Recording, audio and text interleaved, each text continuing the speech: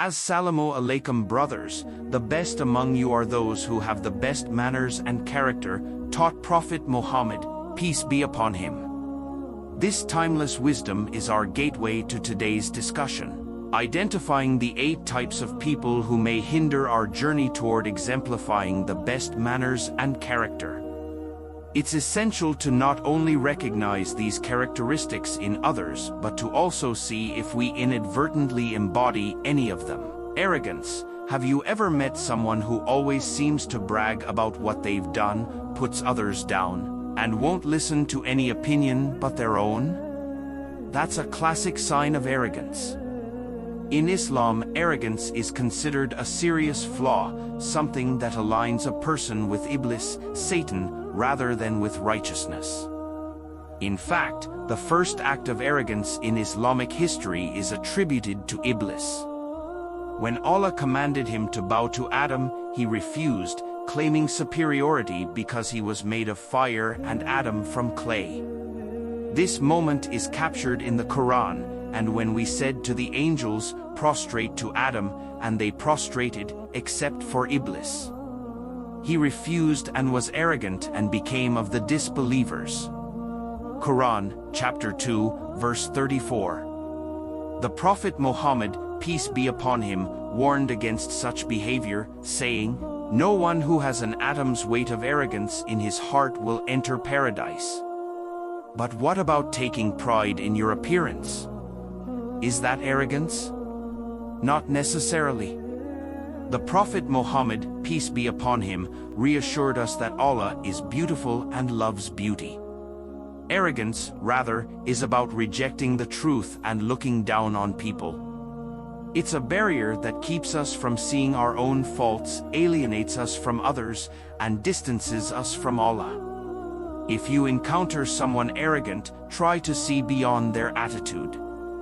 Often arrogance hides deep insecurities. Respond with patience and kindness, listen to them, and when you can, bring in examples of humility from Islamic teachings. Selfish mindset. We often come across people who always seem to put themselves first. This behavior is what we call selfishness. Imagine you're walking down the street and see an elderly person struggling with their shopping bags. What would you do? Would you stop to help, or would you just keep walking?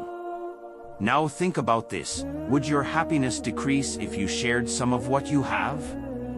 This isn't just about material things, it's also about giving your time, talents, or energy.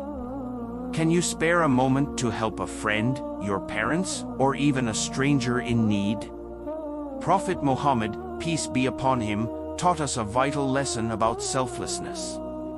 He said, "None of you will believe until you love for your brother what you love for yourself." It's easy to fall into a me-first mindset, thinking only about our own well-being, but such an attitude goes against the spirit of Islam. The Prophet, peace be upon him, also warned, he is not a believer who eats his fill whilst his neighbor beside him goes hungry. This hadith emphasizes the importance of being aware of and responsive to the needs of those around us. True faith refines our character in numerous ways. A believer guided by the moral values of Islam will strive to be considerate, trustworthy, and tolerant. The gossiper, gossip is about sharing unverified or private information about others, sometimes with little regard for the truth or the harm it might cause. Gossip spreads quickly, damaging reputations and trust along the way. The Quran instructs us, do not follow that of which you have no knowledge. Indeed, the hearing, the sight, and the heart, about all those will be questioned. Quran, chapter 17, verse 36. Prophet Muhammad, peace be upon him, offered clear guidance on gossip and backbiting. He defined backbiting as mentioning something about a person that they would dislike. When asked if it still counts as backbiting if the statement is true, the Prophet clarified that it is indeed backbiting, and if the statement is false, it's slander. What if you find yourself involved in gossip without realizing it? The key is mindfulness. Be aware that Allah is always watching and knowing. Speak positively or be silent. If you encounter gossip, which is common in social gatherings, remember to discourage it.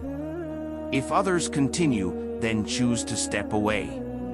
The Quran praises those who do so, stating, "And when they hear ill speech, they turn away from it." Quran, chapter 28, verse 55. When facing rumors, always think the best of the person involved. Try to see things from their perspective. This approach can prevent us from fixating on the negative and sharing it with others. If you've gossiped, seek forgiveness from Allah and the person you've wronged. Hatred occurs when individuals allow resentment and ill will to take root in their hearts. While we might not have control over our initial thoughts, we do have the power to choose which ones to pursue. The Quran addresses this issue directly in Surah Al-Hujurat, "O you who have believed, let not a people ridicule or hate another people, perhaps they may be better than them." Quran, chapter 49, verse 11. This verse reminds us that all humans are equal in the sight of Allah, created from the same parents, Adam and Hawa, Eve, and that superiority is only through piety and good actions. However, Islam does encourage believers to detest evil qualities like disbelief, hypocrisy, and falsehoods.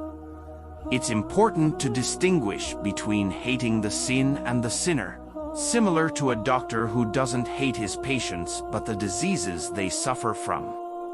We should focus on hating the negative qualities, not the individuals who exhibit them. Hatred is a powerful emotion that can overwhelm our hearts and minds. It often arises from misunderstandings or differences in beliefs.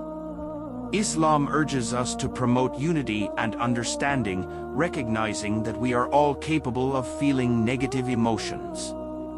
We're encouraged to control these feelings and show patience and empathy. In situations where you encounter toxic behavior or animosity, even from family members, it's crucial to establish boundaries and interact with kindness, praying for their guidance. Remember, the most fruitful trees often endure the hardest strikes. In the face of hatred, we're called to be patient, forgiving, and constantly seeking the path of righteousness. The lifelong complainer. We've all come across the chronic complainer, someone who seems to always find fault in everything. Husbands and wives complain about each other, children grumble about their parents not understanding them, and parents bemoan their children's lack of respect or diligence in homework. Employers and employees have their share of grievances about one another. It's a never-ending cycle of discontent. At the root of this habitual complaining is a lack of contentment in life. The Prophet Muhammad, peace be upon him, understood the importance of contentment. He would pray, "O Allah, I ask you for contentment after your decree." What does constant complaining achieve? It doesn't resolve issues, instead, it breeds negativity, which can lead to a spiral of dissatisfaction, depression, and weakened faith. The real solution to problems is to face them realistically, accepting them as tests from Allah. It's important to note that not all complaining is bad. Sometimes voicing your concerns is necessary, especially in difficult situations, but it should be done constructively and directed to the person involved. Mindless complaining, using grievances as conversation starters, or just venting for the sake of it adds no value to our lives or to those around us.